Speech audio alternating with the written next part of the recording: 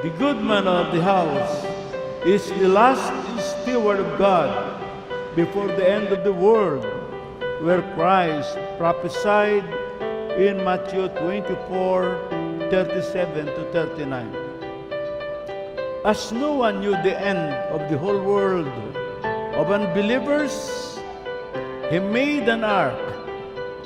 It is also true that in the end of the world, in the second coming of Christ, we have a steward like Noah in Matthew 24:43. But know this, that if the good man of the house had known in what watch the thief would come, he would have watched and would not have suffered his house to be broken up.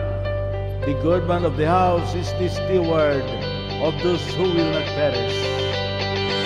As we honor the decades of the Apostolic ministry in the church, I pray that we bestow the deeper commitment in the ministry that God has entrusted to every member of God's flock.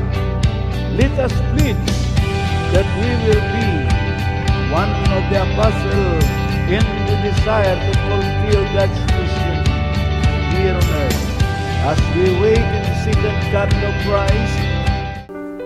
Binabati ko kayo sa inyong kasalukuyang pagdiriwang ng Year of Jubilee.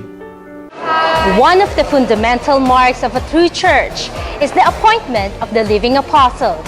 And praise be to God, because in the Pentecostal Missionary Church of Christ Fourth Watch, the calling of the good man of the house affirms the verity of the end-time church.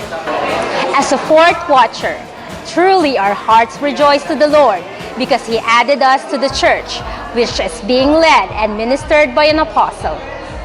As we once again commemorate 8 decades of the mighty works of God in the life and ministry of our brother, our beloved apostle, Arsenio Tan Ferriol, let us join our voices together in worshiping the Lord as we celebrate this Year of Jubilee Middle East Apostolic Fellowship.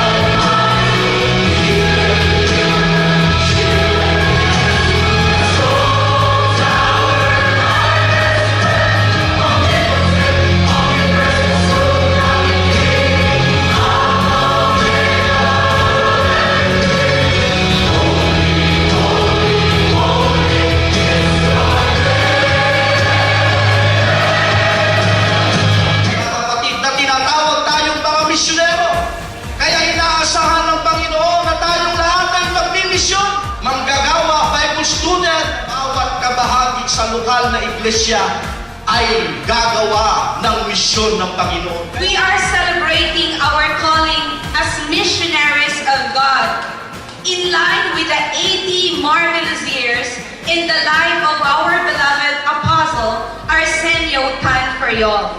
80 years is such a milestone, establishing the church through the faithful dedication of the good man of the house. Indeed, it is the Lord's doing. Glory to God! There is a need of an appointment. It is called the divine appointment of God. A person who wishes to serve God, first, he must be chosen by the Lord. He will not the one to choose the Lord to serve Him. So it's not by ourselves why we are here. The reason why we were here this morning because God has called us. Ang ating calling is apostolic calling. That is the proof, the undeniable truth. We are called through His apostleship. But our claim as disciples of Christ are the very claim of the early church in the Bible. Purihin ang Panginoon. The same way the Port Watch people claims about the calling of Jesus Christ. We are of God. We are of Christ. And the proof that we are of Christ, we are called through the apostleship given by God to the good man of the house. Though our apostle may not be an apostle to other people outside the church, he will always be an apostle to us. Because we are the seal, the proof of his apostleship. So you cannot separate the true apostle to the true church.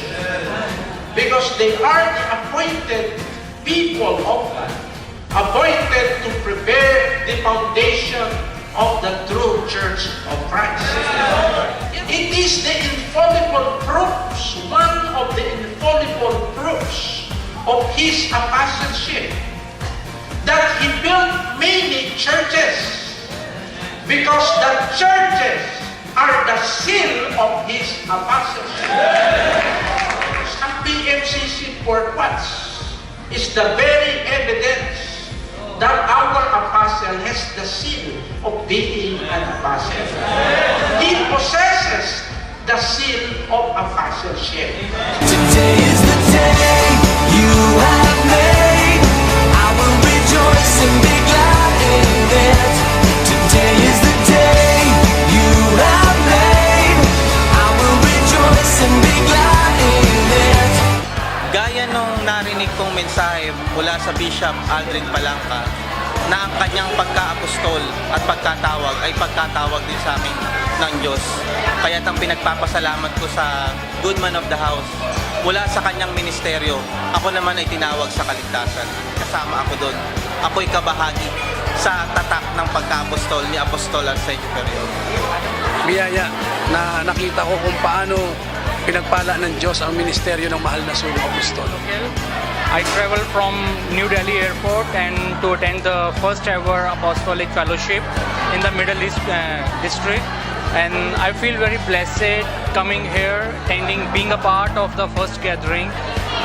It's like a life-changing moment for me, and Apostle always taught us that no retreat, no surrender. Siya ang ating halimbawa sa iglesia na dapat nating sundan dahil siya ang sinugo ng Panginoon.